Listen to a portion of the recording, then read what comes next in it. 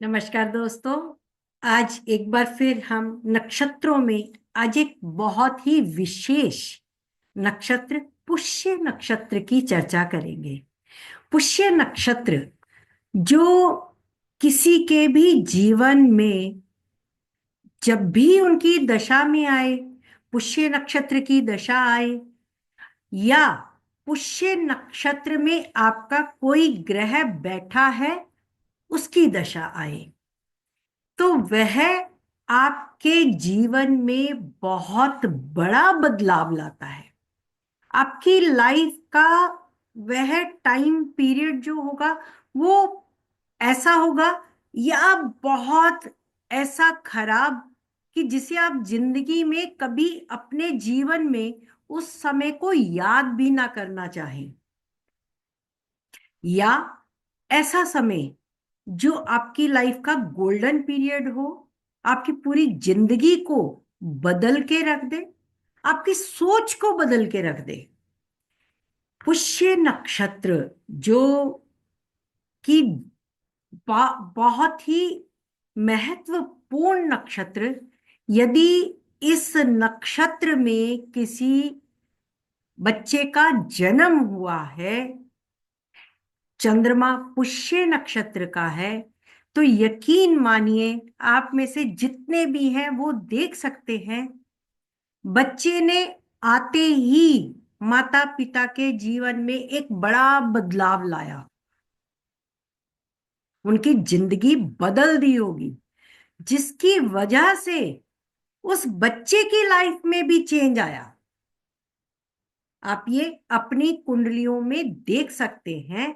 यदि आपका चंद्रमा पुष्य नक्षत्र का है तो पैदा होते ही या मां के गर्भ से ही उसके जीवन में, उसके माता पिता के जीवन में, उनके परिवार से संबंधित जो भी रिश्ते हैं उनके जीवन में एक बहुत बड़ा बदलाव आया होगा, जिसने उनकी पूरी जिंदगी को बदल के रख दिया होगा।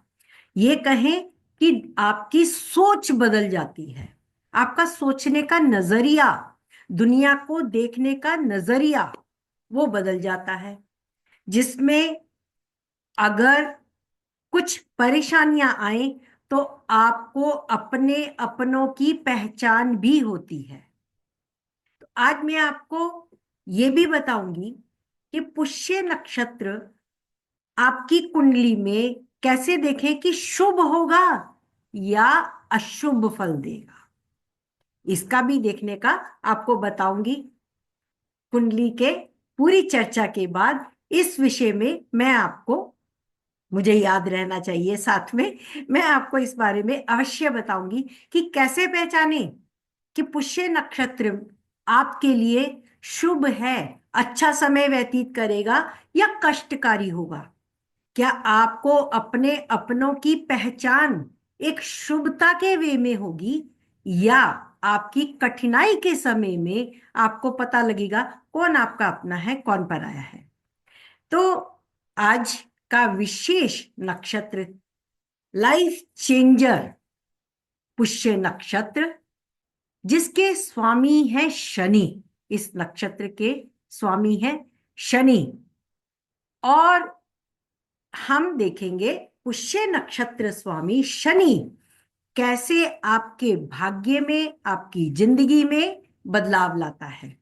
साथ ही मैं आपको इससे जुड़े प्रोफेशन भी आपको बताऊंगी। पुष्य नक्षत्र पौष माह की पूर्णिमा को चंद्रमा पुष्य नक्षत्र में रहता है और इस नक्षत्र के स्वामी शनि है। इस नक्षत्र के अधिष्ठाता देवता वह बृहस्पति है। तो किसी भी नक्षत्र पर उसके स्वामी से अधिक उसके देवता का प्रभाव अधिक होता है, क्योंकि वो देवता ब्लेसिंग देता है। चाहे वो इस नक्षत्र के स्वामी शनि हो, लेकिन नक्षत्र स्वामी शनि भी अपने अधिष्ठाता देवता के अनुसार ही कार्य करते हैं। मैं जितने भी नक्षत्र बता रही हूं उनमें आपको सबके अधिष्ठाता देवता मैंने बताए हैं। उसे आप नोट रखिएगा। ये एक बहुत ही महत्वपूर्ण है कि हर नक्षत्र के स्वामी के ऊपर उसके अधिष्ठाता देवता का प्रभाव होता है और वो उसके अनुसार अधिक कार्य करता है। यह नक्षत्र चंद्रमा की कर्क राशि में अपने पूरे 4 चरण रखता है। कर्क राशि में बृहस्पति उच्च के होते हैं और वह इसके अधिष्ठाता देवता भी हैं। अब पुष्य नक्षत्र का अर्थ है पोषण करने वाला, भरण पोषण करने वाला, और बृहस्पति का कार्य भी है, वो उसके कारक भी हैं पोषण के, आपके संतान के, पोषण के, सुख के, धन के। तो ये नक्षत्र ऊर्जा और शक्ति देता है, माता की ऊर्जा। कर्क राशि, कुछ विद्वान इसे सुंदर पुष्प मानते हैं। पुष्प पुष्य के समान पुष्प जो सुंदरता देता है, सुगंध देता है, रूप सौंदर्य देता है, कोमलता से चित्त को प्रसन्नता और ताजगी देता है। जैसे आप अपनी माता के पास मिलकर प्रसन्न हो जाते हैं, ताजगी महसूस करते हैं, माता के आगे आप अपने आप को इतना कोमल और सुगंधित, माता की जो सुगंध आपको ऐसी लगती है कि बस अब हमें ब्लेसिंग मिल गई, अब हमें किसी बात की कोई चिंता नहीं है, उसी प्रकार से इस नक्षत्र का प्रभाव है। कुछ विद्वानों ने इसे कामधेनु गाय का स्वरूप माना है। कामधेनु गाय भी माता को समर्पित है। गाय का दूध, माता का दूध पृथ्वी पर अमृत के समान है और गाय माता के समान देह और मन को पोषित कर लाभप्रद, परोपकारी और मन को प्रसन्नता से भर देने वाला यह नक्षत्र है। कामधेनु गाय में सभी देवताओं का वास माना गया है और चंद्रमा भी माता के समान सभी देवताओं में माता को और चतुर्थ भाव को, सुख सुविधाओं को माता के समान सुविधाएं देने वाला माना गया है, सुख देने वाला। कर्क राशि, बृहस्पति, इन दोनों का इसमें भरपूर मिश्रण है, इसलिए इस नक्षत्र में मातृत्व के सभी लक्षण मिलते हैं। अब चतुर्थ भाव है तो ये उत्पादन, खेती, भवन, संरक्षण, समृद्धि का प्रतीक नक्षत्र है। लेकिन शनि का नक्षत्र है, ये मत भूलिए, तो ये मेहनत भी मांगता है। शनि का नक्षत्र कर्म प्रधान है, क्योंकि सप्तम भाव में शनि की, कर्क से सप्तम भाव में शनि की कर्म की राशि है। यहां माता के भाव में होकर शनि सीधे कर्म को देखता है, मन से, मन की आंखों से, और धर्म की राह पर चलने की बात बृहस्पति द्वारा होती है। पुष्य नक्षत्र कर्क राशि के 3 डिग्री 20 मिनट से 16:40 तक होता है।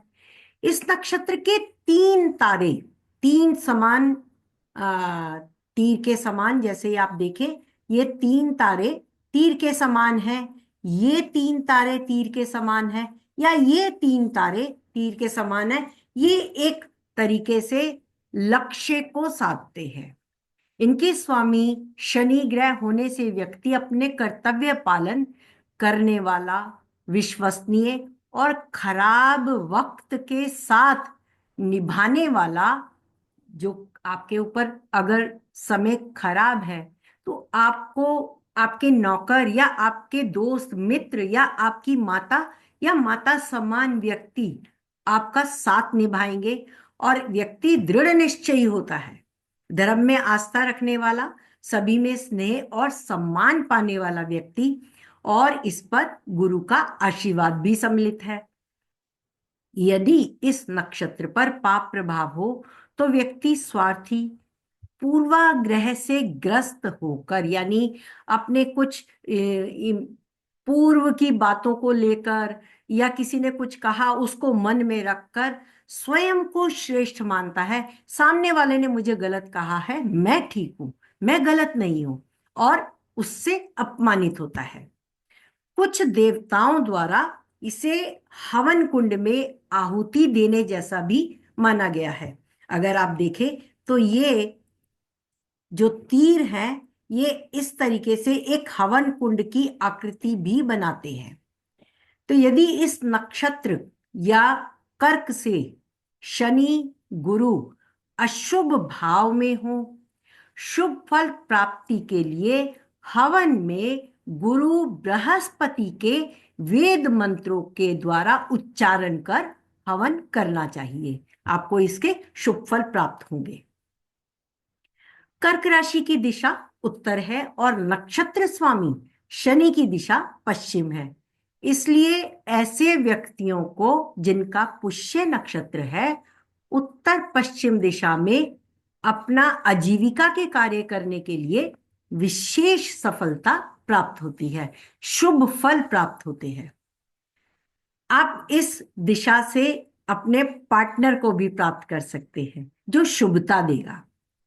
गुरु पुष्य योग अत्यंत शुभ योग है, जो कि गुरुवार के दिन यदि पुष्य नक्षत्र आए जिस वर्ष, वह दिन गुरु पुष्य योग का होता है। इसमें विवाह वर्जित होता है। पुष्य पौष मास विवाह के कार्यों में शुभता वर्जित होती है, नहीं तो बाकी के कार्यों में यह योग अत्यंत शुभता देने वाला। शनि पुष्य हो तो ये जिंदगी में बड़ा बदलाव लाता है। शनिवार के दिन पुष्य नक्षत्र ये आपकी लाइफ में सडन चेंज देता है।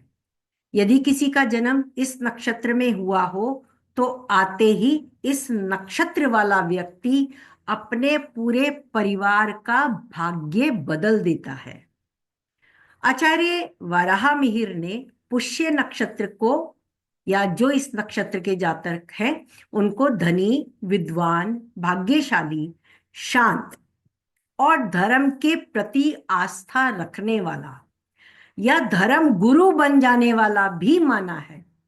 ऐसे व्यक्ति धर्म गुरु भी बनते हुए देखे हैं।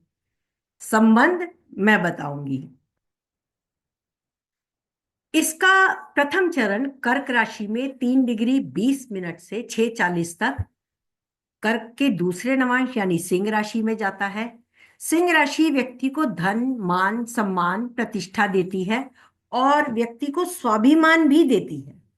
व्यक्ति यशस्वी और विद्वान, दयालु और परोपकारी भी होता है। शनि से शुभ संबंध होने पर व्यक्ति नेता, राजनीति में सांसद, विधायक, बैंकर, उच्च पद प्राप्त करने वाला भी हो सकता है और ऐसा व्यक्ति सुंदर बहुत होता है। दूसरों के लिए परोपकार के कार्य भी करता है। सिंह राशि के जो राजा के समान गुण, राजा के समान ख्याति ऐसे व्यक्तियों को मिलती है और उसी के समान व्यक्ति में स्वाभिमान और कुछ अभिमान भी होता है। दूसरा चरण 6:40 से 10 डिग्री का तीसरा नवांश बुध की कन्या राशि में होता है। यह पुष्कर नवांश है, यानी इस चरण में, द्वितीय चरण में पुष्कर नक्षत्र वाला पुष्कर नवांश में जाता है और इसमें बृहस्पति और बुध युति व्यक्ति के ज्ञान में बहुत वृद्धि करती है। बुध के कारकत्व निखर कर आते हैं। व्यक्ति में अनेक प्रकार की भाषाओं का ज्ञान होता है। शनि शामिल हो तो बुद्धि गंभीर हो जाती है, गहन सोच वाला दार्शनिक हो सकता है और बुध से रिलेटेड जितने भी कार्य हैं, क्योंकि ये बुद्धिमान बनाता है, कार्य में कुशल बनाता है, मित्रों के संग गोष्ठी करने वाला, चर्चा करने वाला, मित्र मंडली सजा के एक माहौल ऐसा बनाना जिसमें व्यक्ति वार्तालाप करता है, चर्चा करता है किसी विषय पर, चाहे वह हास्य विनोद के लिए की गई कविता पाठ ही क्यों ना हो। लोकप्रिय और मित्रों संग मौज मस्ती मनाने वाला व्यक्ति मनोचिकित्सक हो सकता है, ज्ञानी होगा, आध्यात्मिक गुरु होगा, धर्म और दान संस्था, एनजीओ आदि से जुड़कर लोक सेवा के कार्य करने वाला, स्वयं सेवक या टीचर, अध्यापक, ट्रेनिंग देने वाला, रचनात्मक कार्य करने वाला, कारीगर, शिल्पकला से जुड़े कार्य, मछली पालन और प्ले स्कूल या बच्चों के प्राथमिक शिक्षा से जुड़े कार्य, जहां पर माता के समान व्यक्ति को प्रेम देने वाला, क्योंकि ये कर्क से बुध में आया है, तो कर्क माता है, बुध राजकुमार है। चंद्रमा हमेशा बुध को ऊंचा उठाता है, अपना प्यार लुटाता है। बुध चाहे ना माने, लेकिन चंद्रमा बुध के लिए बहुत प्यार लुटाकर उसके लिए कार्य करता है और उसके जीवन में परेशानी नहीं आने देता। कह सकते हैं कि ऐसा बुध यदि पीड़ित ना हो तो चंद्रमा उसे हर प्रकार का सुख और वैभव प्रदान करता है। व्यक्ति व्यवसायिक भी हो सकता है क्योंकि ये बुध की राशि है। यहां जातक इस नवांश में हो तो एक और बात है कि उसकी अपनी माता से नहीं बनती है, क्योंकि बुध चंद्रमा को अपना नहीं मानता, शत्रु मानता है। और शनि जो नक्षत्र स्वामी है उसका भी संबंध माता से, एक रिस्पेक्ट तो है, लेकिन प्रेम बहुत अधिक होने के बावजूद माता के प्रेम से वंचित रहता है, यानी किसी कारणवश माता से दूरी रहती है। व्यक्ति अधिकतर माता से दूरी चाहे पढ़ाई के कारण, व्यवसाय के कारण या विवाह के बाद अलगाव, इस वजह से होता ही है। अब इसके चौथे चरण पे आते हैं जो 10 डिग्री से 13 डिग्री 20 मिनट का है और कर्क से तुला में जाता है। चंद्रमा, बुध और शुक्र ये पुष्य नक्षत्र के तीसरे चरण तीसरे नवांश में तो अत्यधिक शुभ देते हैं, शुभ फल देते हैं, और चौथे में भी यह उसी प्रकार से शुभता प्रदान करते हैं। ऐसा व्यक्ति सुंदर बहुत होता है, सुंदर, मिलनसार, सुख वैभव से भरपूर, घर परिवार का सुख पाने वाला व्यक्ति अत्यंत आकर्षित करने वाले व्यक्तित्व का स्वामी होता है। वह घूमने फिरने वाला, मधुर वाणी से प्रभावित करने वाला, मार्केटिंग और सेल्स के कार्य में निपुण होता है, कला के क्षेत्र में, सिंगिंग के क्षेत्र में, रचनात्मक कार्य करने में कुशल, नदी और समुद्र से जुड़े कार्य यानी जल से जुड़े व्यवसाय या समुद्री व्यापार, इस समुद्र के जहाज पर काम करने वाले गाड़ियों या उनके इंजीनियरिंग से जुड़े कार्य, उनसे संबंधित कार्य जो समुद्र से जुड़े या आपके बाजार या ट्रैवलिंग से जुड़े कार्य, उनमें यह नक्षत्र बहुत अधिक फल देता है, शुभ फल देता है। चौथा चरण 13-20 से 6-40 कर्क से पंचम नवांश, यह वृश्चिक राशि में जाता है। पुष्य का यह नवांश व्यक्ति को अध्यात्म और परलोक के ज्ञान में रुचि देता है। यह मंत्र, जप, यज्ञ, अनुष्ठान, देवताओं को प्रसन्न कर दैवीय कृपा से इस लोक से परलोक को सुधारने का इच्छुक होता है। यदि बृहस्पति और शनि का शुभ संबंध हो तो यह व्यक्ति दैवीय शक्ति पाने वाला सिद्ध पुरुष होता है। इस नक्षत्र के व्यक्ति धार्मिक उत्सवों का आयोजन करने वाले, कृषि से संबंधित कार्य, जमीन से जुड़े कार्य, सामाजिक उन्नति के कार्य, डेयरी पालन, गौ रक्षा, वित्तीय प्रबंधन यानी फाइनेंसर, फाइनेंस से जुड़े कार्य, अकाउंट से जुड़े कार्य, बागवानी, शनि संबंध होने से सेवा के कार्य, सेवा के कार्य आपके छिपकर किए जाने वाली सेवा भी हो सकती है और अस्पताल वगैरह में दी जाने वाली सेवा भी, या माता के लिए की जाने वाली या माता समान व्यक्तियों के लिए या बड़ों के लिए की गई सेवा भी हो सकती है। और यह मरम्मत या रख रखाव के कार्य जैसे केयर टेकर, श्रमिक वर्ग के कार्य, प्राचीन परंपराओं से जुड़े कार्य, उनके पालन करता जैसे केयर टेकर, और आतिथ्य से जुड़े कार्य, उनसे व्यक्ति प्रतिष्ठित होता है। आजकल आतिथ्य से जुड़े कार्यों में कुछ मैनेजमेंट के कार्य या कुछ होटल व्यवसाय भी कुछ ऐसे खुल गए हैं कि कोई हमारे घर में आके रुके, हम उनका आतिथ्य करें। ऐसे घर में करने वाले कार्य भी आजकल बहुत हो गए हैं। जो टूरिस्ट वगैरह आते हैं उनके लिए किए जाने वाले कार्य, तो वो भी इसमें जुड़ते हैं। इसमें शुक्र, चंद्र और बुध का संबंध भी अवश्य है, लेकिन शनि चंद्र का संबंध हो जाए, क्योंकि कर्क राशि पुष्य नक्षत्र की है, बृहस्पति अधिष्ठाता गुरु है और शनि इसके नक्षत्र स्वामी है। इनका संबंध व्यक्ति को उच्च लेवल का, हाई लेवल का एक धार्मिक गुरु बना देता है, सन्यासी बना देता है। इसका एक उदाहरण मैं आपको देती हूं, मां आनंदमयी।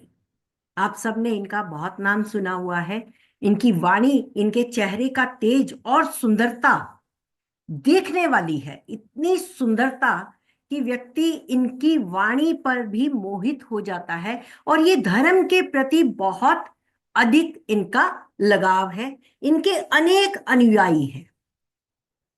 इनका गुरु ही पुष्य नक्षत्र का है और पंचम भाव में है, यानी पूर्व जन्म से ही इनमें वो गुण मौजूद है जो धर्म के अनुसार मिलते हैं। गुरु उच्च का पुष्य नक्षत्र का धर्म भाव को देख रहा है और गुरु लगन को भी देख रहा है, लग्नेश है, और वहां पे शुक्र उच्च के इनको अत्यंत तेज प्रदान कर रहे हैं, सुंदरता दे रहे हैं। यहां पर हम देखें, नक्षत्र स्वामी शनि वह भी उच्च के हैं और बृहस्पति के ही नक्षत्र में है, और गुरु की ही राशि में कर्क के स्वामी जो चंद्रमा है गुरु से परिवर्तन योग में स्थित है और चंद्रमा केतु के नक्षत्र में है। अब यहां पर शनि का संबंध देखें, पुष्य नक्षत्र के स्वामी बृहस्पति से भी संबंध रखते हैं। नक्षत्र स्वामी शनि का संबंध अधिष्ठाता देवता गुरु, कर्क राशि और कर्क के स्वामी चंद्रमा से है, जो इन्हें ज्ञान के गहरी खोज में ले जाता है। और वहां शनि का स्वामी अष्टमेश होकर लगन में ज्ञान को उच्च लेवल पे ले जा रहा है, अष्टमेश, और वो अपने स्वामी से दृष्ट है। उच्च का शनि, उच्च का शुक्र, उच्च का बृहस्पति और चंद्रमा का यहां पे राशि परिवर्तन। नवांश में बृहस्पति अगर आप देखें तो बुध के वर्गोत्तम नवांश में चला गया, सॉरी पुष्कर नवांश में चला गया। पुष्कर नवांश में होकर बृहस्पति यहां शनि की मकर राशि, शनि नक्षत्र स्वामी और चंद्रमा अपने स्वामी जो जन्म के चंद्रमा को भी देख रहा है, उच्च के चंद्रमा है। और शनि का चंद्रमा से संबंध, ये जब भी शनि चंद्रमा से D1 D9 में संबंध रखेगा, व्यक्ति में उच्च के सन्यासी के भाव होंगे। अगर वह आध्यात्मिक की ओर जाता है तो वह हाई लेवल का सन्यासी होगा। ये मैंने भारतीय विद्या भवन में हमने अपने गुरु से सुना था। श्री वीपी गोयल जी भी बताते हैं कि शनि और चंद्रमा का संबंध आपको उच्च लेवल का सन्यासी देता है, आपके मन में आध्यात्मिक की उच्चता देता है। और चंद्रमा यहां द्वादशेष होकर विराजमान है। द्वादश भाव पर भी मंगल की दृष्टि है, शनि की दृष्टि है, और ये शनि फिर से बृहस्पति से और चंद्रमा से संबंध रख रहे हैं। मैं अगला chart, the great showman Raj Kapoor का, इनका अगर आप देखें तो चंद्रमा ही पुष्य नक्षत्र का है, जिस पर नक्षत्र स्वामी शनि की दृष्टि है, वह भी उच्च के हैं, अपने स्वामी शुक्र के साथ चतुर्थ भाव में है। यहां शनि गुरु को देख रहे हैं। गुरु का संबंध ना चंद्रमा से है ना शनि से है, लेकिन चंद्रमा ने शोमैन राज कपूर को नेम, फेम, यश, ख्याति और सुंदरता, ये सब कुछ प्रदान किया। नवांश में देखें तो शनि का संबंध, शनि तुला से मीन राशि में है, जो मीन राशि D1 की धर्म की राशि है, चतुर्थ भाव में। यहां पर शनि फिर से बृहस्पति को देख रहे हैं, यहां भाव वर्गोत्तम हो गए, ये भाव वर्गोत्तम है। हम चंद्रमा को देखेंगे, पुष्य नक्षत्र के स्वामी को, और पुष्य नक्षत्र का स्वामी सिंह राशि के नवांश में गया। वहां से जो उनका स्वामी सूर्य है, शनि के साथ विराजमान है। शनि की राशि में मंगल के साथ मित्र राशि में भाग्य भाव में यह चंद्रमा इन्हें अनेक प्रकार से ऊंचाई, भाग्य को उच्चता लेवल देता है। और ये शनि ने उच्च के बुध को, कर्म को दृष्ट करके तय कर दिया। शनि का संबंध बृहस्पति से, और बृहस्पति का संबंध 2, 6, 10 अर्थ त्रिकोण से है, जिन्होंने उच्चता देने में कोई कमी नहीं दी। एक और ग्रेट चार्ट, घनश्याम दास बिरला, बिरला उद्योग, बिरला इंडस्ट्री, जो आज हम सब जानते हैं कि एक लेवल उन्होंने सेट किया है। और बिरला मंदिर, लक्ष्मी नारायण मंदिर, जो आज भी चल रहा है, और इन पे श्री कृष्ण की विशेष कृपा है, राधा कृष्ण जी की विशेष कृपा है। इनकी जो संपत्ति है 195 अरब रुपए से अधिक है। इन्होंने स्वाधीनता के लिए, इस समूह ने मुख्य व्यवसाय कपड़ा, बिस्किट, फिलामेंट यार्न, सीमेंट, रासायनिक पदार्थ, बिजली, खाद, दूरसंचार, वित्तीय सेवा, अल्युमिनियम क्षेत्र, और भी कई अब आगे बढ़ चुकी हैं जो इनकी इंडस्ट्रीज है, जो बहुत आगे बढ़ चुकी है। और इन्हें भारत सरकार से 1957 में पद्म विभूषण की उपाधि भी प्राप्त हुई है। अगर हम इनका चंद्रमा देखें तो पुष्य नक्षत्र का है, लेकिन शनि और गुरु से संबंध नहीं रखता है। पुष्य नक्षत्र यानी ये एक, जो मैं आपको कह रही थी, पुष्य नक्षत्र यदि जन्म समय में आपका है तो जन्म कैसा गया ये आप जाने।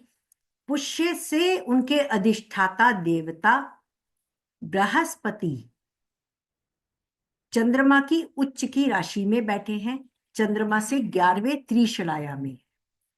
शनि केतु के साथ तीसरे भाव में है और बुध की राशि में बैठे हैं, वक्री है, केतु के साथ है। यानी जन्म समय में तीसरा भाव पीड़ित हो गया, 11वें भाव में बृहस्पति है, तो बृहस्पति का संबंध 3-11 का है, यानी आगे जाकर वहां इन्हें लाभ मिलने वाला है। लेकिन जन्म समय में चंद्रमा से 9वें भाव का स्वामी भी गुरु है, और वो बताता है कि पिता का भी उस समय छोटा मोटा कार्य अवश्य अच्छा होगा, लेकिन मेहनत बहुत करनी पड़ी होगी, क्योंकि यहां से चंद्रमा से शनि और गुरु की स्थिति शुभ नहीं है, त्रिशलाया की है। और स्वयं चंद्रमा की राशि कर्क राशि 6ठे भाव में है। तो मैं ऊपर से मंगल की, उच्च के मंगल की दृष्टि है। पिता का कारक सूर्य भी मंगल से दृष्ट है, उच्च का है, यानी पिता को इन्होंने एक ऊंचाई देनी, ये तो जन्म से तय हो गया, लेकिन उससे पहले कठिनाइयां हैं। यदि, ये मैं आपको इसलिए बता रही, जो मैंने आपको बोला था कि पुष्य नक्षत्र जन्म के समय में कैसे देखे, क्या देखे। पुष्य नक्षत्र में हम जन्म समय में कर्क राशि कहाँ गई, कर्क का स्वामी, यहां अगर कोई और नक्षत्र भी है, कर्क उसका स्वामी या चंद्रमा उसकी स्थिति कैसी है, उस पर किन किन पाप ग्रहों का प्रभाव है, या केवल मंगल का प्रभाव है, उच्च के मंगल का, यानी एक मानसिक जो इन्हें स्ट्रेंथ मिली है वो बचपन से मिली है। चंद्रमा पर मंगल की दृष्टि व्यक्ति को मेंटली स्ट्रांग बनाती है, तो ये मानसिक रूप से बचपन में ही स्ट्रांग हो गए माता के गर्भ से।